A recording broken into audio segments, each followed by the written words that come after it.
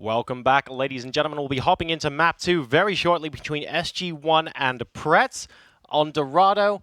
Well, SG-1 basically managed to do that, and I think you were mentioning in the break, CP, a lot of that came down to kind of what the teams did on the first point and buying themselves a bit more time to attack. Yeah, for SG-1, I really thought it was really weird that they held that far out, because you look at their streets defense. Their streets defense was great, almost brought the game to an end right there. So I feel like if SG-1 had just held defense in Dorado in a little bit more of a classical way, we might not have even had those dramatics towards the end of that last game, though I'm super glad that we did, because Zappos' highlight was one. It was great. He had 4 quick kills. He let them get the point, and honestly, if Zappos didn't do that, they very well could have lost that map. Yeah, that's very right. And like you say, that's one for the montage at the end, quite possibly there. But talk us through why that necessarily would have bought them more time, or if that's particularly good. Because it isn't the first time that we see almost the really ballsy defense come out there on Dorado, where you go beyond the archway. But I think we both agreed that it felt like they kind of stayed there a little bit longer than they were welcome. Right. Well, the weird thing about SG-1's defense there is that the times we've seen it work, usually from Envy, is where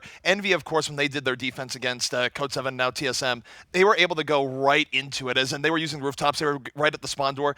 SG-1, it felt like they tried to do the in-between thing there, where they were so far up that they couldn't easily back out, and that they weren't so far up that they had an advantage from the rooftops. It was a weird defensive take, and luckily for SG-1, in their case, they were able to recover from that mistake.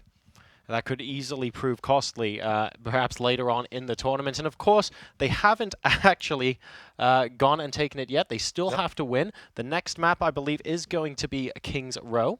So nice, and I guess a map that both teams are comfortable with. No crazy map choices. We're not going to King of the Hill. No. Everyone's going to be super comfy. Yeah, King's Row, that's a map that teams in the comp scene are very comfortable with. Of course, if you followed tournaments throughout the scene as Overwatch has been out, teams, they prefer playing on it. They scrim it the most. King's Row and Hollywood, probably the most scrim maps in all of Overwatch. And teams are very comfortable on this map. Now, sometimes you might not want to play because you know a team is particularly strong on it. But I don't think any team is particularly just horrible at King's Row. Everyone's had a lot of practice on it. And King's Row, of course, hybrid map. The first capture point can often be a point of contention if you get two teams that are a little bit mismatched. You can sometimes see full holds here. SG-1 Prets, though, are we thinking, well, this is close enough that it will just come down to a time on a stopwatch, or do you have a prediction here? I would probably expect both teams to finish this out. I mean, I'm always prepared for random holds. Teams have definitely gotten a lot better at holding in Streets phase and last. But overall, from what we've seen in these two teams, I expect that it would come down to a time measurement at the very end. But hey, I am willing to be surprised. But let's take a look here at the defense coming out here from SG-1. It's going to be Himsy on defensive Genji, Zappos going to be on McCree, Seda on the Lucio, Fraggy going to be on the Reinhardt, Kinnel on Zenyatta, and Mafu rounding things out here on the Zarya. And now we are attacking Krollo on McCree. Absolutely no surprise there. Nalar once again on his beloved Reaper. Mistakes and Tonic playing the supports in Zenyatta, if only, and Lucio respectively. Claws on Reinhardt, and Buhor again is going to be on Zarya, and already Nalar getting us started with a bit of the action from the back line. Yeah, Nalar just went right through the hotel, got to through the flank on the point, is immediately taken out though. Didn't have a whole lot of support going in. 2 quick kills here coming out from SG-1, and now for SG-1, they don't have to chase us down. Sometimes defenses will be more aggro after getting picks, but the offense, they can't really do anything until Krollo and Unlar come out. When 2 of your main DPS go down early, that's sort of the end of the push. Yeah, exactly right. So they're going to be sort of staggering back to the rest here, and the rest of the team just going to wait for them patiently. I mean, the good news is, if you're on the attacking team, it doesn't take too long to actually pop back out. Here comes Claws. Everyone gathering behind Reinhardt now, and Nalar going into the back, looking for those easy picks, trying to support his own Reinhardt after charging in, and the first 2 kills are going to go the way of Prets. Still continuing to trade, and now it's looking like a good amount of momentum. We have a Dragon Blade coming in from the back. Himsy looking to be the hero, trying to put this back in the defense's favor. Has to reflect, has 2 kills this far, so Himsy on the double, makes it a triple, takes out Lucio. This is still going to be rough for the defense though, Joro, because their respawn is a lot further away than the offense, who should be able to keep momentum at this point. But at least SG-1 has opened the door to maybe keep contesting this. Yeah, that's true. If they can find a way to sort of keep touching the point and go, hey guys, are you actually back yet? Can we actually collapse onto the point and maybe play like a 5v6 or something? That's still better than trickling in one at a time, right? So we'll see if they can do that here. The point has not been taken just yet. Deadeye coming out right now. Deadeye, of course, does not care about Transcendence, but the Earth Shatter coming in from Claws says absolutely not. Takes out both Fraggy and Zappos. And this is good on Prets. The defense SG-1, of course, not fully avid due to Himsy's heroics, but the respawn problem just a little bit too much, as the offense was able to stabilize the point earlier, and they get the payload moving in a decent time. Yeah, this is looking okay here, and Prets is going to be reasonably pleased with that. I feel like SG-1 is going to go, okay, guys, we need to hold for a little bit longer on street space, because assuming, you know, both of us finish the map here, we don't want their time to be too competitive and put us under too much pressure. And already you can see the teams trying to go out as quickly as possible. SG-1 wanting to take as high a line, see if they could pick up a few heroes early. Yeah, for SG-1, of course, Streets phase has 2 bends that the defense holds at. SG-1 is at the first. The Graviton does come out, only gets to Reinhardt, and Reinhardt's going to charge right out, but I don't know if that was the right move. It would have been better to just stay in the Graviton. Yeah. He gets himself killed as a result, so 1 pick up for the Graviton. Offense does have Death Blossom and Sound Barrier at the ready. Defense has a Graviton and Sound Barrier for them, so we'll see how this works out right now, but certainly down to Reinhardt, the defense has to back off to the last bend rather than defending at the first. Well, the funny thing is, I think the reason the Reinhardt died wasn't because he was in the Graviton Surge, just because he charged out of it. He could have just like shield up and say, what was that ultimate for? But we have another Graviton Surge, and we've also got Lucio coming in to join the action on both sides here. But 3 down at the moment for Prets. Tonic is going to be pushed all the way back. Krollo gets picked off as well, and they are almost certainly going to have to reset at point A. And the defense of SG-1 right now being real aggressive and finishing out this fight. They'll chain the deaths just a little bit longer, and that's a big deal in Overwatch. When you get the last few kills, it just delays the offense that much more, buys you a little bit more valuable time. And SG-1, when you look at their ults here, they will have Dragon Blade up for the next fight. They'll have Transcendence and Earth Shatter. They have a lot of ways of dealing with Prets, but Prets, at the very least, will have a Death Blossom Transcendence. So I'd say, in terms of impact of the ult, we'll see how things go, but SG-1 in a decent shape for the next fight. And oh my goodness, the flanking Earth Shatter from Fraggy. Fraggy's going to capitalize on this, takes out Kroll, forces out the Transcendence early, and I think for the offense, they should have just held it instead of using it there. I mean, the respawn's right there. I think there's a little bit of a waste of Transcendence. I agree, or maybe waiting a couple of seconds so that you have a few seconds of almost free kill time at the end of that, but they more or less pop that at the same time. Maybe a little bit of a panic move. Noir coming in from the back, looking for a potential flank. I think he got spotted by Lucio there, so he's going to back off just a bit. Himsy now, yeah, he definitely sees him. Yeah, Himsy doing a little bit of poke on Enlar. He might not want to challenge that directly just yet. And the offense right now, they're getting right onto the payload. They're trying to be a little bit more aggro. Zappis goes down the Buo, but here comes Himsy. Defensive Dragon Blade on the way, on the Krollo, gets the backline, looking for more. Down goes Mistakes. Himsy once more slicing and dicing, getting everything he needs right now. No one dealing with them as he picks up the 3K. Very, very nice. Sato also grabbing the last hit on Nalar as well, so that's going to be 4 down as it stands for Prets. And Himsy's going to be feeling pretty happy about that. 2 minutes and 33 seconds left. You know, still comfortably enough time to push this in, but I feel like Prets are feeling the pressure. Yeah, for Prets, I mean, like I said, it's not too surprising to see a team get stuck up here at Streets. It has happened more often on Streets than First as of late. Offense does have a lot of ultimates to their advantage here, and Claus is one to watch. If Claus can get a big Earth Shower, he'll set up Enlar and Krollo, so a lot riding on Claus here. We'll see if he can do it, and he is moving forward as we speak right now, Jero. Soundbear out from the defense, though. Yep, Soundbear and Earth Shatter trying to come down, but not too many taken down there. Himsy gets a kill off, and Marv, oh, all the kills going SG-1's way at the moment. And Prets, look at this, with 5 ultimates available and not a place to use them. Tonic's going to dash on back, but absolutely wise to save the ultimates, wait for a big, big push later on. Well, that's the thing there, where that they did use the Earth Shatter from Claus. Unfortunately, Fraggy got a much better Earth Shatter in that fight, but now, because they didn't throw more ultimates after a losing fight, they have just about everything up that they need for the next fight, including Sound Barrier, because Seda used the Sound Barrier in the last fight, so Prets should be able to win the next fight. Whether it gets them to the checkpoint, we'll have to see. The payload has moved back quite a bit, but the Deadeye right now coming out here to start things off from Zappis. SG-1 being very aggro. They do take out Claus early on, but this could be a problem. Here comes the Transcendence, here comes the Graviton, and here comes Prets. Will they be able to capitalize? Krollo getting the first kill up onto Fraggy, so no flags either side. And now Himsy, he's going to look for a little bit of sushi to be made here, and that's off the back of a Graviton, but he doesn't get the kills that he was looking for at the moment, unfortunately. We'll see what else can be done here, but it looks like we're getting a lot of those ultimates were used. They need to make the payload count. Yeah, the problem right now is for the offense that the defense will have an opportunity to regroup right now. They used all their ultimates. It wasn't quite as decisive as they wanted. They do pick off Mafu. Mafu spent a little bit too much time poking up front. It's going to be a 5 versus 6 for this next fight to stop the second point. It's not impossible for Prets here, but no one has ultimates going into this. So do we think we SG-1 used too many? Maybe. I mean, I think they had to use stuff quick there and make that fight count because there's only 40 seconds left. They are getting to the checkpoint, and no, SG-1 doesn't even try and protect that after Mafu gets taken out early, so they will decide to hold here on last. This isn't, I mean, you get a lot of situations where we sometimes criticize one team or another for using too many of their ultimates early on. Prets did a great job of holding them all, and then they all kind of disappeared at once. Yeah, I think they need to do that, though. They need to be absolutely sure they got that, because if they lost that team fight, they wouldn't have another chance. So right, yeah. For Prets, I think that was probably the right move. Both teams now are fully drained on ults. Fraggy just getting his Earth Shatter back up towards the end there. So we have a few tank ults coming back up, but nothing crazy offense. But the offense is moving forward. Buho looking for his opportunity. Does drop the Graviton. Gets 3 people into that Graviton. Will there be the follow-up? Enlar's trying. He takes his Zapdos early onto the fight, so not bad luck here for Prets. They're up 6v5, and the defense will have to back up and give them some space. Much later Transcendence from mistakes here will give Prets a little bit of breathing room, which is excellent. Krollo on the Deadeye. He picks off 2 as well. Kinnell and Seda both going down, and all of a sudden Prets looking in a pretty strong position. We're going to have one last attempt at holding, but that was a very strong team wipe. Well, the Graviton does come up for Mafu. He's trying to be his own fall through. Seda coming in. No, they don't get the point! Oh, Timsy! dear.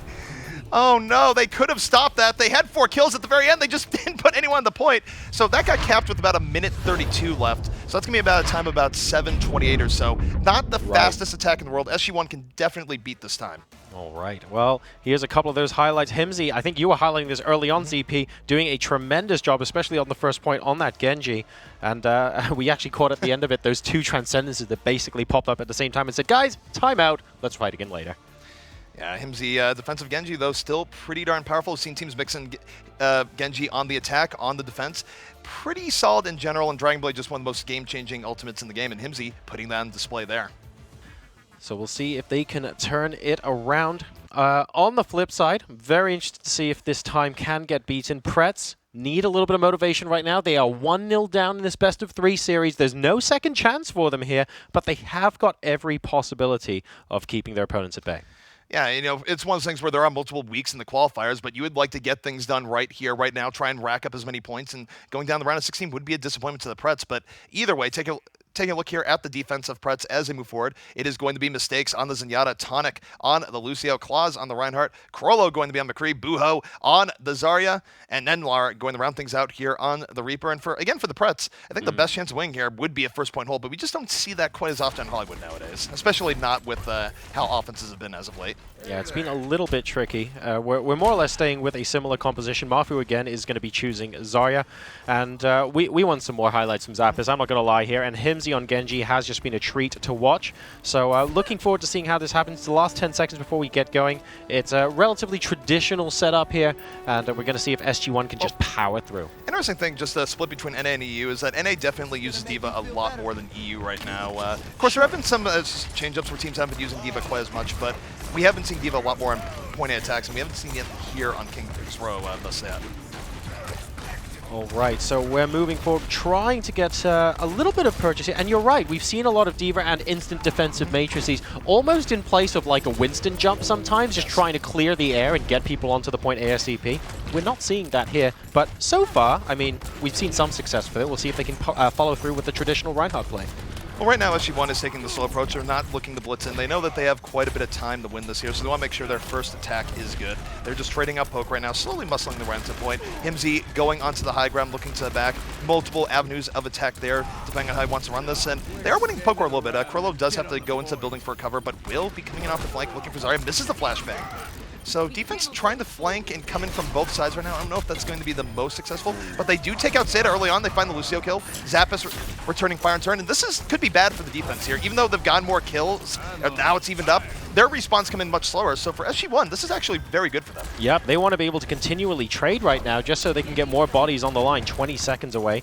Zap is looking for a couple more kills. He just wants 1 or 2 pickoffs at a time while somebody else goes to grab the point. Reinhardt is going to be able to be the mainstay of that, and that's going to force Prets to basically fall onto the point and say, yes, you're going to have to defend here now. High Noon popping out. He's looking for those skulls. Unfortunately, behind the shield, just as Graviton Surge pops out as well. That's not the best timing in the world. He could have gotten a few more, but that's okay. Another Graviton Surge coming out from the other side now, and Prets trying to turn this around. That Graviton was very ill thought out. He threw the Graviton after Transcendence was already in progress. Why would you throw Graviton into your counter to Graviton Transcendence? I mean, sure, I think the Transcendence wore off towards the end, but that Prets would have been well advised to just save the ult. They were not going to save that fight. Maybe they were thinking about Deadeye, but they didn't actually. It doesn't work for Deadeye. Yeah, Deadeye is just an insta-kill. You can't actually. They didn't actually get the timing on that right to get those kills, unfortunately. So now they're moving very, very quickly right now through the streets phase, and look at how high up Himsy is.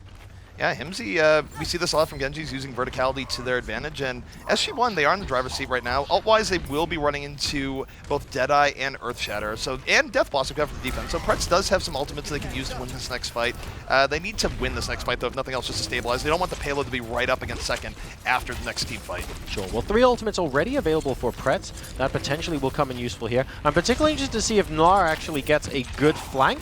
It doesn't look like he's anywhere on screen at the moment. Oh, hang on a second. They're actually moving straight into phase. And Himsy dashing through the Earthshatter. They're just about missing that. He's going to see if he can get a couple of kills up. Does manage to pick off Krollo. And SG-1 just needs to stay together now. There are 5 of them versus 1 at the moment. So really, really nice team fight there. Tonic, the only person alive. Unfortunately for Prets, they just let themselves get picked off early in the fight and just snowballed very heavily from there. This is going to let SG-1 get right to the second point. There's no way the defense is going to be able to contest this in any sort of way. And they're going to have to hold last now for a very long time. Remember that the overall time being set was 7 minutes, 28 seconds. That gives, you look at the time that's left here, that gives almost 4 minutes left remaining right now for the side of SG-1. So they are very much in the driver's seat and very likely will win this map if this keeps up. We'll see if Prets can come up with that coordinated defense that we perhaps are looking for them now. The problem is, they don't just have to do it once, they have to do it quite a lot. Krollo ducking out of Mafu's way there, looking for the odd frag to pop up, not quite able to get it so far. And well, this is actually a little bit of a cagey start to the fight. There are not too many kills in the feed, but hang on a second. Prets going with 2 there, now 3 in quick succession.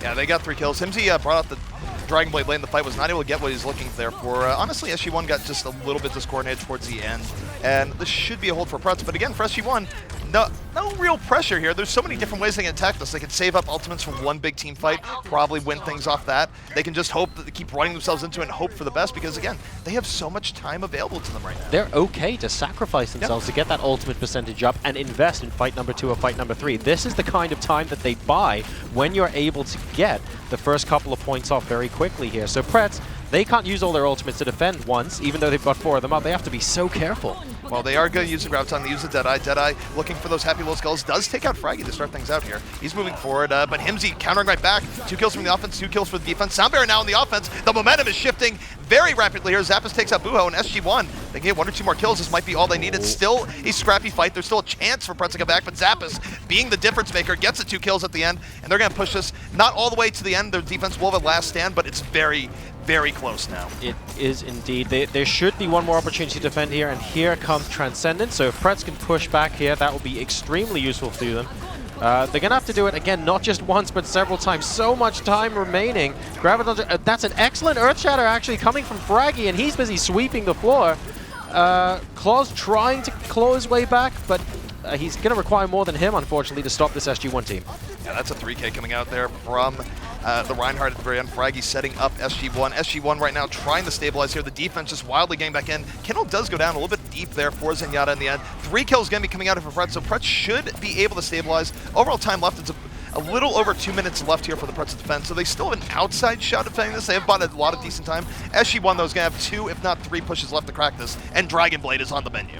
Buhor onto D.Va, Krollo onto Winston as well, just to try and give that much more stamina and ability to sort of stay on that point. Prets are playing the survival game, SG-1 moving in. Note that only Himsy has an ultimate available now. He can basically pull out a clutch play here. Are we going to see it? Here comes Sushi, ladies and gentlemen. Transcendence popping by as well, looking for the targets in the back. He finds McCree. He finds Lucio. Are we going to get a 3rd one on Zenyatta as well? Not quite, but he's keeping him very occupied. Well, he's definitely done terrible, terrible damage right now to the defense. He's moving it forward, takes out the Zenyatta, and that's going to be it. They're going to channel the best they need. They cleanly beat the time set by Prets, and they'll be moving on to the round of 8 here tonight. Very nicely played. SG-1 with a 2-0 victory. Winning on Dorado, then winning out on Kings Row. And I think what you said was perfect. Zappis definitely was the difference maker on both maps. Yeah, I mean, good solid McCree play, it can really stabilize, especially as fights move forward. You lose your shield tanks and all the rest. McCree is just there. He has his pick of the targets, and he can really chain things together. We're looking at here some of the highlights. Of course, Graviton Surge featuring prominently into this matchup on both sides. In general, Prets didn't play terribly, but SG-1 just a notch above, and that is why they're moving on to the next round. Exactly right. So that was the round of 16. We're going to be moving on to a couple of round of 8 matches next on the EU region. And of course, after that, later on tonight, we be moving on to NA as well, where we get to cover those as well. So that's going to be SG-1, 2-0 victory at the moment. And we're joined back on the desk here by a rogue machine. It's so bad how unhealthy I am that just running here to put this headset back on has exhausted me. You can hear me, I'm doing like that kind of. You can't see me. I don't actually exist. It's because when you're off camera, you've been running up and down the stairs here in the studio. Yeah. I was doing pumping iron. It's all been fine. I was doing crazy cardio. We'll say that. Sure, I was doing cardio. But anyway, gentlemen, let's address the game done and dusted. That bit of an open and shut case. I mean, we didn't see too many signs of life from Prets in the first map, but King's Row, that could have very well, like it was down to the last final 60 seconds. Was it in the end of things, Andrew? It was getting close to that. We didn't have the exact time, but it was very, very close towards it. I think if they held for 2 more team fights, they would have had it. So they did have signs of life towards the very end. However, the one thing of note there is SG-1, they went into it a lot of times, so I think that sort of affected how they went into it. They weren't really saving all for one big team fight. They figured they kept throwing themselves at it, they would get it, and they did end up getting it in the end.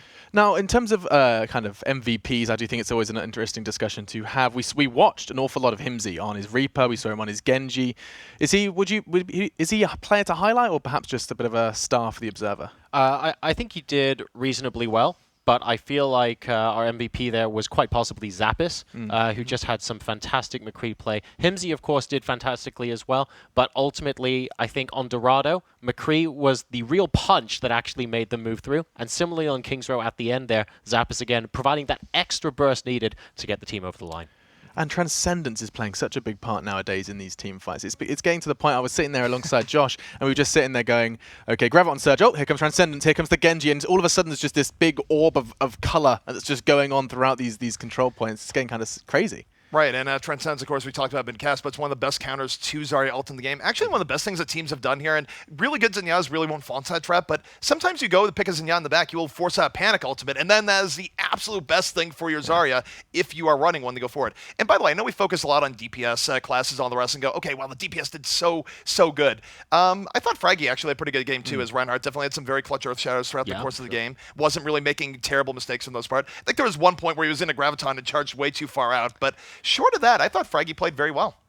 I think previously, I believe it was Skipjack that told me this a while ago, where as a Reinhardt player, you're looking for the enemy Reinhardt to use his Earth Shatter so that you know when to use yours and have maximum favorability. I feel like Transcendence, in a way, operates similarly, where you're going, I'm going to hold out on my ultimate until it cancels someone else's, and the dream scenario is that you use your Transcendence 5 seconds after they use theirs, and you know that at the end of the team fight, your guys are the ones left standing, absolutely pounding them for free for a couple of seconds. And just final question before we do take a quick break before our first quarterfinal. Matthew pulled out a Widowmaker. And it was short-lived, admittedly, on Dorado. Where do you stand on the current debate with Widow, ZP? How are you feeling about it all? I think we've seen Widow do very, very well as sort of a change-up pick that catches teams off guard. Unfortunately for Widow, there's never going to be really a point where it's just like, Widow did okay. It's either Widow did great, it was the best thing ever, Mafu destroyed everyone, or Mafu picked Widow, wasn't able to get too much, and I don't know why they played it. Unfortunately for Mafu in that last game, went to the latter category. But decision-making wise, I'm not sure I'd say it was either good or bad. I think it has been useful at the Streets phase of Dorado in the past, so it just didn't work out there, but that's sort of the nature of Widow. It's either great or it does nothing. Right, okay, so it's hot or it's cold. Yes. And when was the last time you saw a hot Widow, John? That was, wow. A good Widowmaker, let me specify. To be honest, it could actually have been Mafu pre-patch. I mean, this guy was fantastic. I'm sure we've seen individual instances of Widowmaker still performing well, because Mafu didn't make the difference in the game, but there was like this 10-second period where he got the 3 kill, right? There was a recent game where Fnatic, I think they were against either C9 or Code 7, right. or, going in Code 7, of course, now TSM, where Buds actually got to the flank on Widowmaker and picked off about 4 people over the course of the fight. It was great. Buds is actually another player that I think we'll be seeing later tonight as we get to the NA side of things, where he is great on Widow, able to use it to maximum efficiency. But even then for Buds, you don't really see him use it all that often. It's sort of a switch up going, we're going to go in, I'm going to hope for some picks. And sometimes it works out very well. I think that's actually a good statement. We do have time to talk about this, by the way. I've just been informed, so there's no panic about jumping straight into our next game. It will be We United, though, going up against 2 Strong, so that's going to be fun to see those guys play. I can see John's eyes lighting up. Of course, I have to specify the we and the re. Yes. There is, of course, 2 teams now. Too easy being a dank memer. But with the discussion surrounding Widow, then is that how we gauge a hero's current viabilities? You look at someone that's very, very good with that particular hero, and then just see if they're pulling it out in competitive. I mean, that's probably the best way to test, right? Oh, I suppose so. I mean, you have a lot of people that were really good with Widow in the past that obviously aren't playing anymore. But similarly, you have a lot of people playing Zenyatta now that used to play Mercy, for example. Sure. So that's another comparison that we could make. Whether or not that means is a hero viable or not, it's a bit tricky. Because if 2 heroes are almost as good as each other, and because of the meta, one slightly overtakes the other, it doesn't mean the other hero is trash, right? It just means that this is optimized for the top couple of % of play. And in that vein, you know where I'm taking this. Miss Anna has received a buff. We still don't know where to place her. We saw people fiddling with her last week, but I mean, we still haven't seen her find a spot yet. So it goes to what Joro's last point here. I think the problem that Ana has right now is that she is a no mobility support. She's a support in the same class as Zenyatta, where they have above average attack power when compared to a Lucio and a Mercy.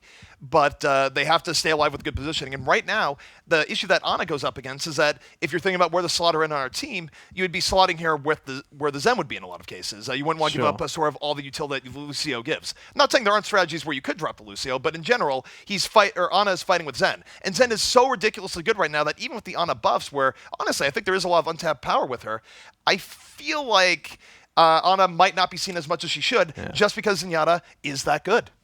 I mean, yeah, because the discussion is like, you know, that her damage is insignificant, right? Zen is also very influential. He can provide not only with the Discord, but his just straight up damage is influential. Anna not in the same vein. Well, I wouldn't call Anna's damage insignificant. It's 80 damage per shot, and she shoots really quickly right now. She can be the extra thing keeping people out of the skies. In fact, I think if we ever saw a resurgence of Pharah, Ana would actually be a huge pain because Pharah's a really big target, and Ana can add in a lot of damage to a floating balloon that is Pharah. So. And that sleeping dart can't be overlooked either. I mean, surely that's a big chunk of CC that you can, if you land it correctly, can make an influence on a team fight. It definitely can, and it obviously requires a big amount of communication, because if you're about to sleep dart someone, your team kind of have to know. You want to make sure you don't damage them, keep them there so you can play the team fight, a player up. I wonder out loud whether Ana is going to be the kind of hero similar to Zarya's early days, if you like, where not too popular to begin with, and then people trying to explore just how big the skill cap is on playing a really good Ana, and then eventually we see her a little bit more and a little bit more as teams really understand how to optimally use her. Well, the one thing about top teams are great at plagiarizing. They're great at saying, wow, one team did so well with this, I'm going to incorporate that into my next tournament. So all it really takes, if the hero does have that potential, is for one team to go out there and have a good outing, because then everyone else is going to copy it. They're going to use it in the same way, maybe not copy it quite as well, but you'll see it way more used by other teams. Well, maybe it'll crop up in our next game. We are going to take a break, and in 10 minutes' time, we return with our quarter-final. It's going to be interesting to see what We United can do when they're going up against Too Strong. So do stay tuned, and we'll be back with your first quarter-final of the night.